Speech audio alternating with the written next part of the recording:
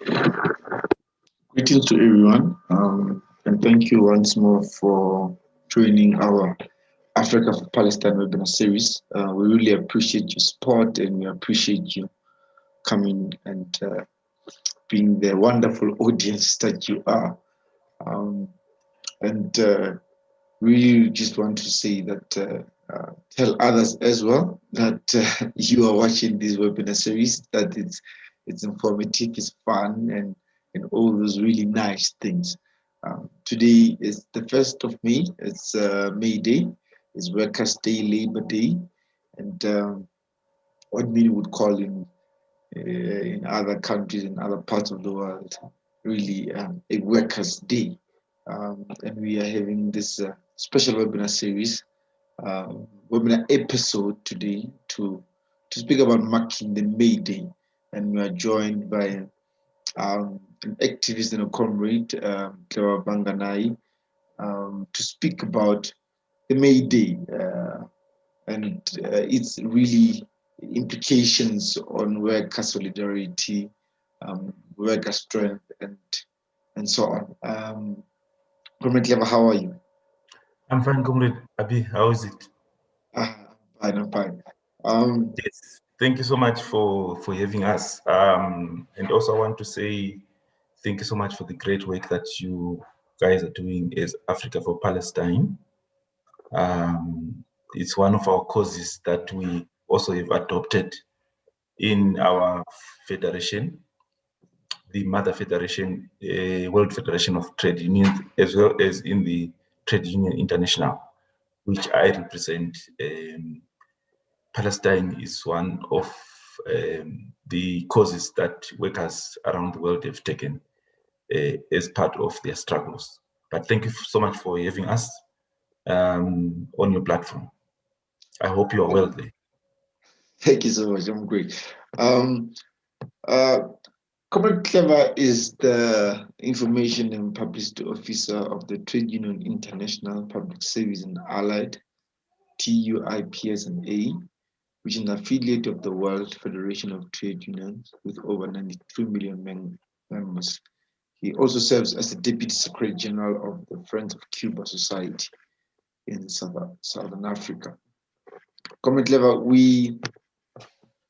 I think many people, like myself, when I was growing up, you just see another holiday. It is a day you don't go to school. It is a day you don't go to work. You sit at home. Probably you enjoy the free time. But what is Workers' Day? What is the significance of Workers' Day to yourself and in the federation you represent? Well, I think you understand the history of MayDay, although it's now have been distorted by Western countries and so on. But it's actually a history of struggles of workers, which emanate from the 1800s. To be specific, 1886, 1889. It was then adopted as the International Day for commemorating the struggles of workers around the world, which would have started with some factory workers protesting on some issues of which today many workers in the world are trying to defend: the right to strike, the right to collective bargaining, the right to have decent work, decent wages, and many other struggles that you find out workers or the working class in the world taking. By then, it was mainly started in the socialist bloc with the Soviet Union and countries in Eastern Europe, and then it was then adopted by workers in America, and then it went on to be adopted all over the world. But as we go, the struggles of workers of those days are still the struggles of workers today, because of the capitalist system that existed then, and now it has even evolved to an imperialist system and monopoly capital that is strangling the workers' rights, as well as reducing, I mean, the value of the work that the workers are giving to factories, to companies, to employers, are not equivalent to the salaries that they are getting, and the quality of work, and the the the other um, um, rights that workers look for in the workplace. So those struggles are still going on, and in this day we have found, well, during the Cold War, it was then the two blocks, the socialist bloc and the capitalist bloc. But by the end of the 80s, in the early 90s, the socialist bloc disintegrated, and the only voice for the workers today is the World Federation of Trade Union, which also has been there since 1945, during the Second World War, as one of the only few federations, or the only federation that was advocating against the war, which was killing a lot of workers. I mean, you know that most of the people that were sent to fight the fascist regime of Hitler and Mussolini were workers, actually, that went, and most of them died in those wars. So the World Federation of Trade Unions was one of the few that came up to try and advocate for the stop in the end to war. And since then, it has been on the side of workers through its TUIs that are all over the world. So for us, commemorating this day is actually trying to voice the struggles of workers, and not forget, and also to advocate the importance of unity of workers and solidarity, international solidarity of workers, that as a force, you have a bigger voice than being disintegrated and staying on your small little corner in different countries. The capitalist companies and monopolies will strangle you, and you have no way to hide. That's why we encourage all workers to come and join the World Federation of Trade Unions and its TUIs.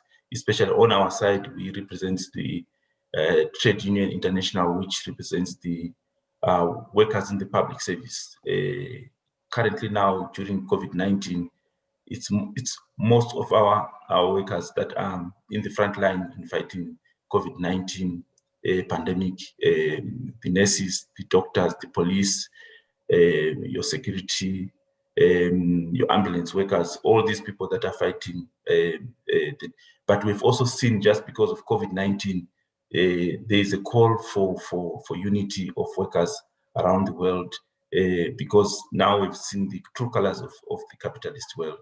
In many fronts, it's not only South Africa or Africa, but you've seen even in the United States, in the UK, in the broader part of Europe, the scandals that come up about PPEs, workers not being given enough protective clothing to go and fight this COVID-19, but also the corruption that comes on the procurement and distribution of those public protective equipment for workers that are coming in at the expense of the lives of workers.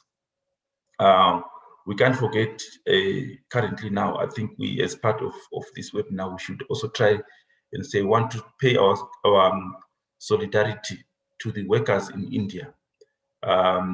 We can't forget what is happening in India now. I mean, we've had this draconian increase of daily cases, up to 350,000 infections per day, and there are no hospitals to carry those number of patients in India because of the neoliberal policies that have been for years being advocated by the right-wing governments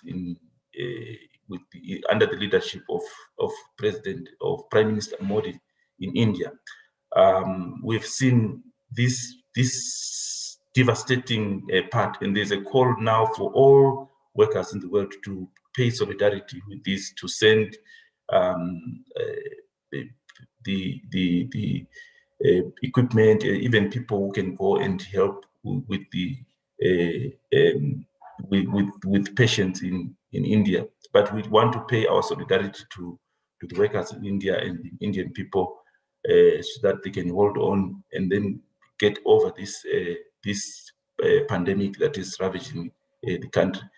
As you know, Comrade Abi, India is one of the biggest pharmaceutical manufacturing country in the world. In fact, they actually call India the pharmacy of the world.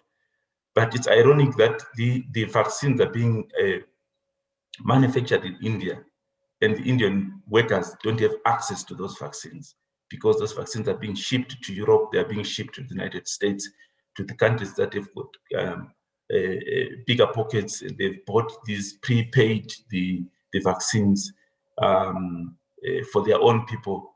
And we will talk about our concerns about vaccine nationalism that is taking place in that. So for us, this is part of our MayDay. We have all the other campaigns that we'll talk about that we are running as the union and as the federation at this point.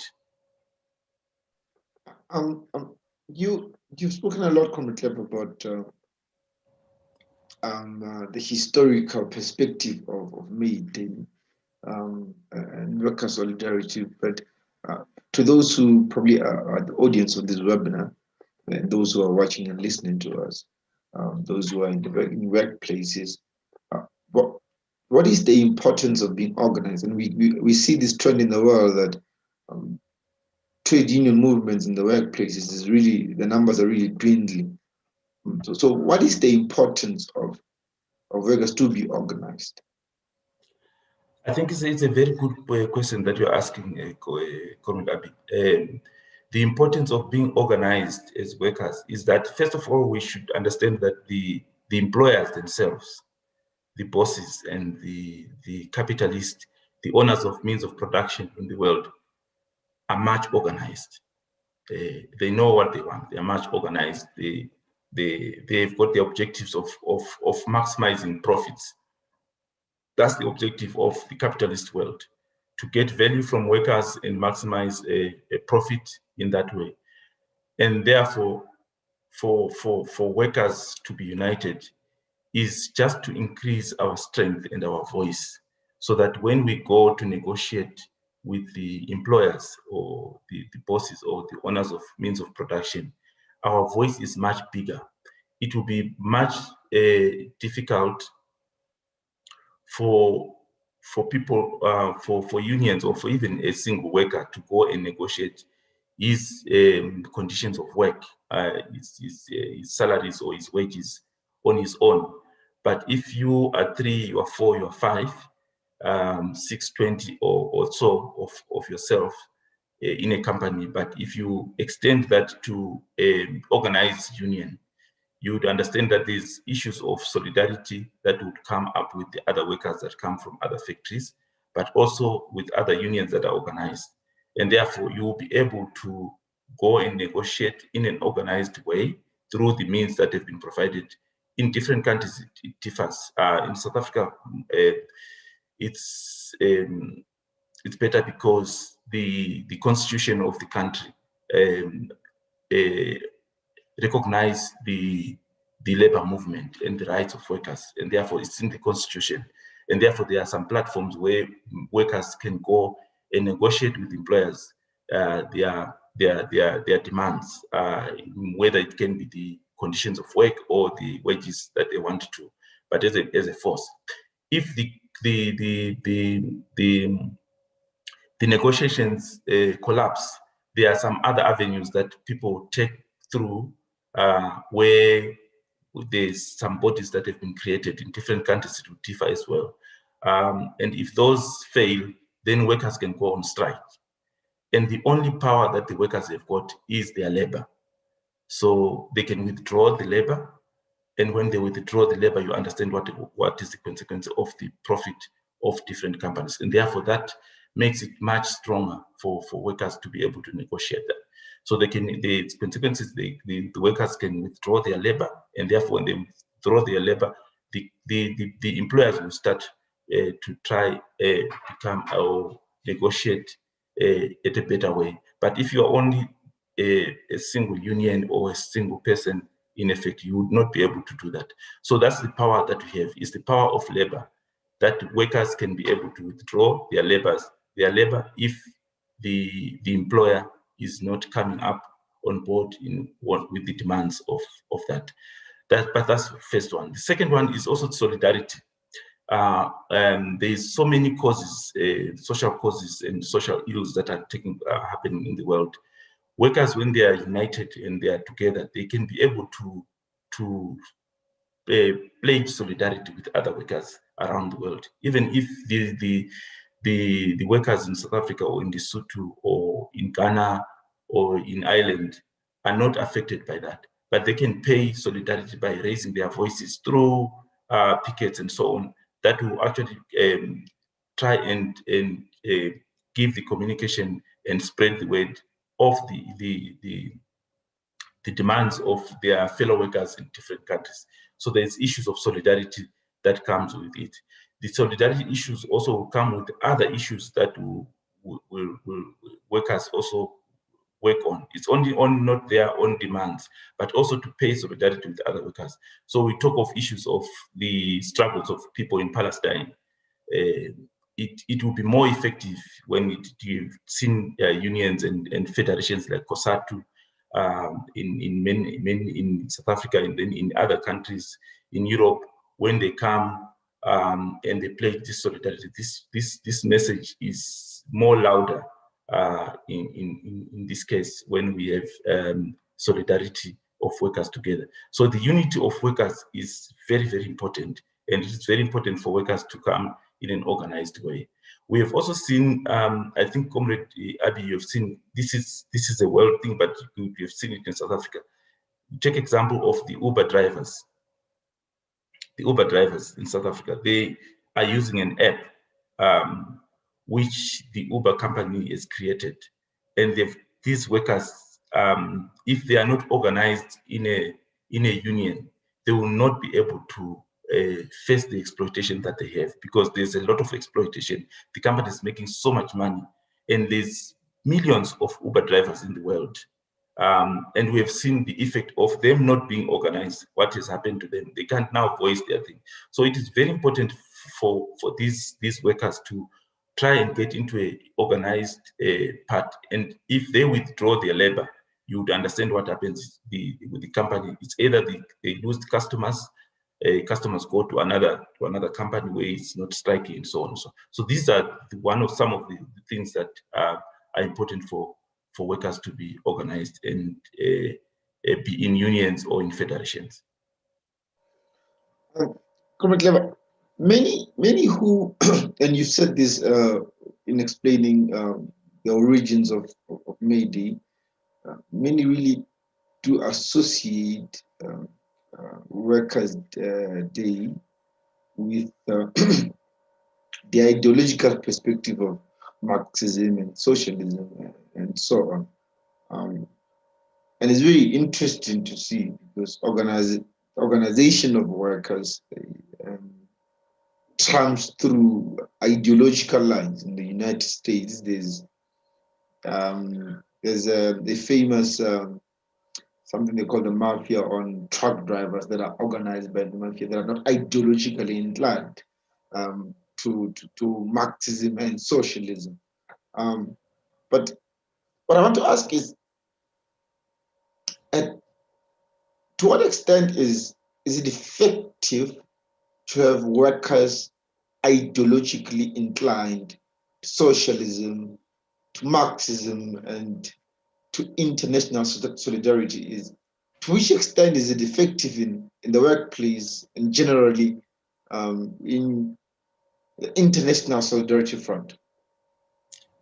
It's quite important, Comrade Abi, but you would understand that philosophers like Marx and Engels, Lenin, what they only did was to interpret the world. They give interpretation of events and world world events and certain laws of nature or laws of society. Um, the workers can subscribe to that, or they cannot subscribe to that. But the real issue, from our side, we would say workers should not be organized on basis of ideology.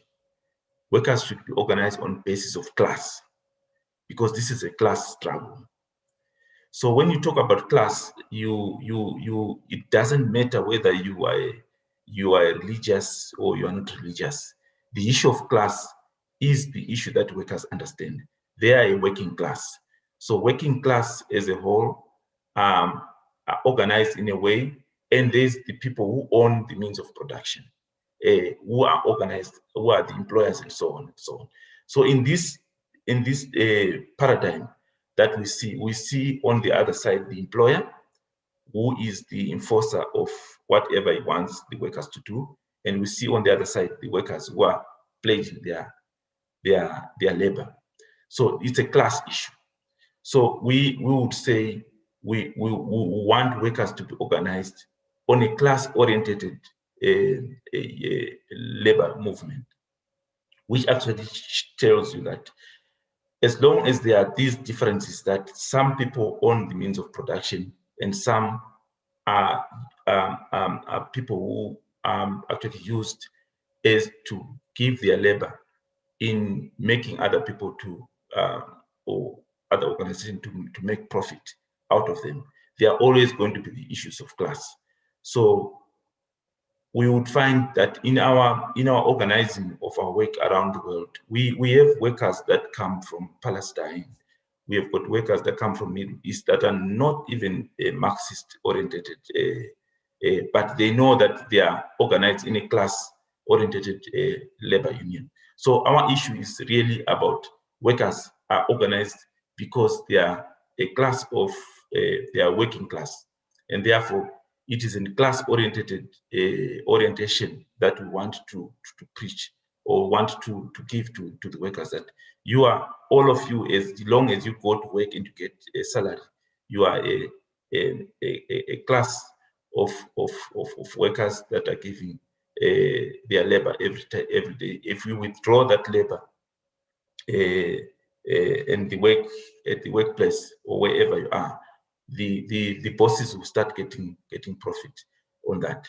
It is very important also for workers to understand the theories of Marxist and Leninist, because this is the only theory that can explain the dynamics that exist between the employer and the employee in that issue. But on our side, we would say it's important, if you want to, if you understand Marxism, Leninism, you are welcome to come into the federation. But the federation itself, although it's got its roots in what you're saying in the Marxist-Leninist philosophy, it is more of a class orientation than a Marxist-Leninist orientation. But it's guided by the principles. You understand, you're guided by the principles of this, because you go and consult and see that all what is Marx said is all what is manifesting today. The issue of monopolies coming up and so on and so on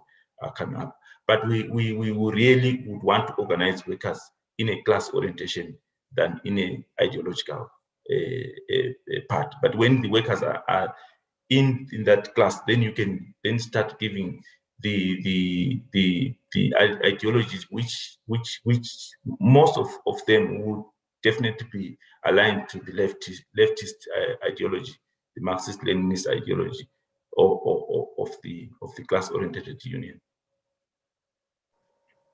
The fundamental question also becomes, why should workers entirely really be concerned about what's happening in other parts of the world? Your federation is very vocal on a number of issues, on Palestine, on Cuba, on Western Sahara, and so on. that why should workers really care about what happens in the other parts of the world that is far away from them, and I guess doesn't affect their issues. Um, and in part, I remember that a very historic moment in South African history when workers in the United States were working for a company called Kodak. The company was employed by apartheid South Africa to take photos for the Tompas. Um, and they found out that workers found out that the product that they are producing in the United States is being used. The products are being used in South Africa um, um, to assist the apartheid regime in oppressing black people, and the workers went on strike, and it was a really huge campaign. Others lost jobs, but it became a very historic moment in the United States history. But in part of that, like, why should workers be really concerned, Comrade Clever, about if I'm working in South Africa, why should I be concerned about what's happening in Palestine? Why should I be concerned about what's happening in Cuba? Why should I be concerned about what's happening in Venezuela? And just really tell us about also about some of the federation's causes. I know you are concerned about Palestine. I know you're concerned about Cuba. What other countries does the federation focus on in terms of solidarity? No, it's a good question for sure. I mean, a lot of people would ask, why is it important for South Africans to care about what is happening in workers in Zimbabwe, for example, or workers in Swaziland, or in Lesotho, or in Ghana? It might not have been. I mean, the people who've thought of this thing, they already have very big vision of what the globalized world look like. We are all interconnected because of globalization. What we wear today is manufactured mainly in China. But the raw material might be coming from South Africa. What goes into cars in the world, the platinum comes from Rustenburg. And part of it, maybe some come from Zimbabwe. The cotton that makes our clothes comes from China, and some comes from Ivory Coast or Liberia, and so on and so on. And it is very important for workers to be able to understand what is happening in other worlds, because you run a risk of promoting a lot of ills or a lot of suppression of workers by not understanding where these production systems are interconnected, the interconnection of production system in the world are. You take, for example, the arms industry. Where are the arms that are produced in the United States and Israel being used? Those arms are being used to create wars in Africa. We just have a recent problem now in Mozambique, our borders here, where we have insurgents coming up. But you understand, these people are using arms that are not made in Mozambique, they are made in other countries. So you would see, and those arms are not made by soldiers, they are made by workers. It's really daily workers who go and they get their wages. They will be working, making an AK-47 or making an automatic rifle, and not knowing that this automatic rifle is going to kill people in Africa. We have seen what has happened now in Chad. The president was killed just recently, a day after he has been elected as a president. So there's so many other things. The vaccine, the manufacturing of vaccines is done in India. I was just telling you at the beginning, it's done in India. India is the biggest pharmacy of a manufacturer of ARVs that are used to treat, to give remedies to people with HIV all over the world. But if those workers, they are not treated well, and they are manufacturing things that are being used by workers in South Africa should have a cause solidarity with those workers because of what is happening in those countries. You take example of a lot of other things that might happen. Our goods are being moved through these large ships that are coming up, and all of that. The world production, the production and the determination of prices of goods that are produced by workers from different countries are determined by the other states. For example, they're determined in the London Stock Exchange. All metals prices are being determined there by the workers in South Africa who actually work and dig those metals in deep mines where they are. They don't have a voice in determining those prices. And therefore, the workers in London that are going to produce the finished goods and so on, or in other words, they need to have concern about their fellow workers in Africa or in other parts of the world that are producing this well, because of this interconnection of goods and products and services that is happening. It's very important as well to understand that it is only the workers, the working class, that can actually even stop a lot of these fascist and racist actions that are being taken, or the things that are being taken or are oppressed or forced on other people in the world. We take, for example, the issue of George Floyd. It is the workers that went into streets in Paris to pay solidarity to the workers in America that are being brutalized by police every day. So all these issues, because they understand that those people are their brothers, they are all in this family of workers as a class, as a working class. So it is very, very important to do that. We go to countries like Brazil, like Peru, Mexico. The issue of COVID-19 is getting out of hand. Why? It's because of right-wing governments that are in those countries.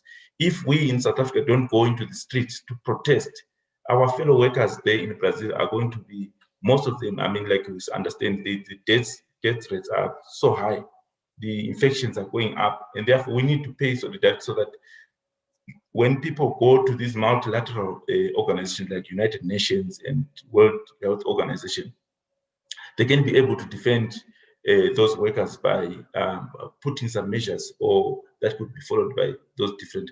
But the fact that the Brazilian president would see South Africans going to the Brazil embassy to protest about the brutality of that is imposed on workers in Brazil, that makes the struggles, even those who are struggling in Brazil, to go ahead with their struggles and so on. So it's also an issue of support and so on that we have. We have also seen the struggles of workers in India, the farmers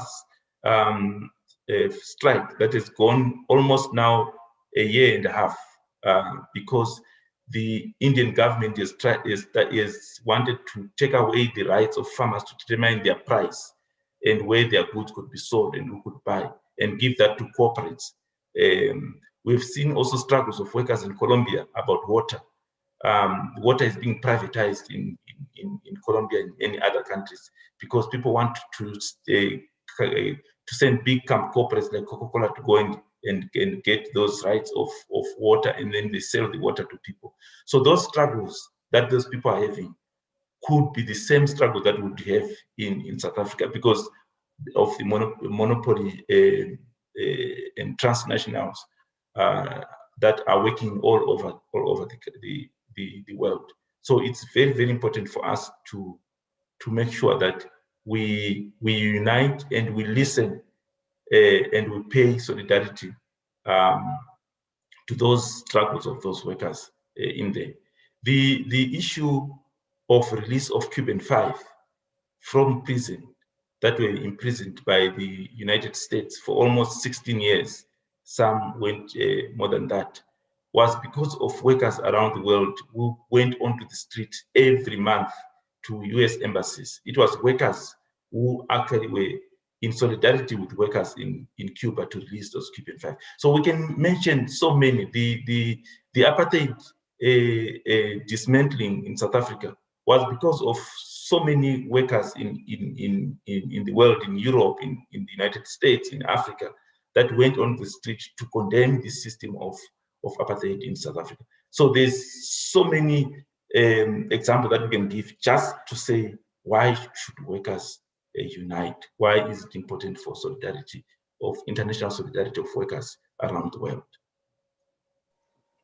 Thank you so much for that comprehensive committee answer. And I really think it's to the audience who are watching, it gives an answer to many questions about how we are intertwined, how we are connected globally. We're just not only individual units, but we are units that are connected to others as well. And thank you so much, Kometla, for explaining a lot in this webinar. And lastly, for you as a trade unionist, to those who are watching, who are workers, to those who would soon be workers, if I'm a worker and I want to be organized, and I want to, be that catalyst of change in the workplace, to be connected globally, to be an activist. How do I do that? How do workers who probably are watching this, how do I get organized? How do I join you? How do I join workers of the world? Comment there. Yes, thank you for that, Comrade. I think the first thing is that in most countries, there is different labor unions that organize on different sectors of the economy. For example, some will be organized in the public service, some are organized in the health services, some are organized in mining, in metals, in telecommunication, in transport, and so on. The first thing that I think workers or young workers that wanting to join unions is to look at the different floors or shop stewards that in different factories. If the factory doesn't have shop steward or is not organized, is really to look into the provincial structures of different unions that you could be joined. In South Africa, most of these unions will be organized under the different federations. COSATU is one of the big federations that people can look, and it's got all the organized in most of the sectors of the country. So that will be the first stop to look into that. And for that, you could also check in their website, and they've got telephones and so on that they have. Some of these unions, they've got now what they call the online membership forms that you can go into their website and you can put on your details, and you send the forms to them, and then you can join. In countries such as Namibia, we also have got very big unions. There's mining unions there. There's also public service unions that are also members of WAF today. You go to Nigeria, you go to Ghana, you find almost a lot of these unions that are part of the family of World Federation of Trade Unions that you can join on them. And then they would have to take you through several other parts of that. But also, before I close, Comrade Abi, we also want to say some of our campaigns that we are running as the Trade Union International for Public Service. We are through our workers and our affiliates and our members calling for the free and affordable vaccines for all, and to call to the end of vaccine nationalism. I think I've spoken about vaccine nationalism, where countries are now awarding vaccines to a lot of our workers. There's very slow pace of vaccination in Africa. Very few countries have received vaccines. So we call upon those countries that have got vaccines to release those vaccines that can be used through the World Health Organization, through the COVAX program, to give those vaccines to poor countries. We also want these countries, the big pharmaceutical, to lift the patent rights and restrictions to allow the countries to produce their own vaccines. So we've got countries that can be able to manufacture these vaccines as generics. They can be given rights to manufacture without imposing the patent rights. We also call upon worldwide the importance of public health, free public health for all. We have seen the problems that we're having in India is also because of lack of investment into public health, into recruitment of nurses and doctors and so on. And then we find countries now not being able to combat the problems that we're having with COVID-19. We want the respect of the health and safety of workers at workplace, the protection of trade union rights, workers' rights, and the collective bargaining, which has now been being reversed because of excuses of COVID-19. Workers cannot go out to protest and so on. We also, as a union and as a federation, we are also calling upon the end to economic and financial blockade on Cuba that has been there for more than 60 years by the United States, so that Cuba can be able to go out and help in the fight against vaccine through their medical brigade, Henry Revy, that has been going in all other countries, developed and developing countries. We also call upon the freedom of Palestinian children, which are languishing in the jails of Israel. These kids are supposed to be at school, they're supposed to be in high schools, they're supposed to be in universities. They need to be released from those jails. And also to call upon the general stop the apartheid atrocities that are happening in Palestine. Palestinian people deserve their sovereignty, their right to their country, which they have been fighting for more than 73 years now. We call upon the government of United States, which is the problematic government here that is supporting Israel in all these things, so that people can go back into the United Nations agreement for two separate states, state of Israel and the state of Palestine. We also want to call upon the end to aggression of of Venezuela through, which is being imposed by the United States. It's financial, it's economic, it's sabotage of their state companies and so on. So our workers all over the world are protesting on these issues, and these are some of the campaigns that we are taking as a federation and also as a union around the world. So today our workers will be out with placards that are displaying these messages that I've been saying, messages on Palestine, on Cuba, on Venezuela, and on the vaccine. Thank you so much for being with us in this webinar series, and thank you so much for the informative input. To those who would like to ask more questions on Comrade Clever, you can find him on Twitter at Banganayi. You can find him on Facebook also, the Clever Banganayi. You can ask him questions. The alternative, you can just send the questions to us. We'll send it to him, and he'll be able to answer. This video will remain in the video sections on our Facebook account. It will remain in the video sections on our YouTube account, and on our Twitter account as well. Thank you so much for tuning in. Thank you so much, Comrade Clever, for being with us today. And we hope to see you soon when the COVID-19 wave has just died down on your campaigns. Thank you so much for having us, and have a good May Day. Thank you. Bye.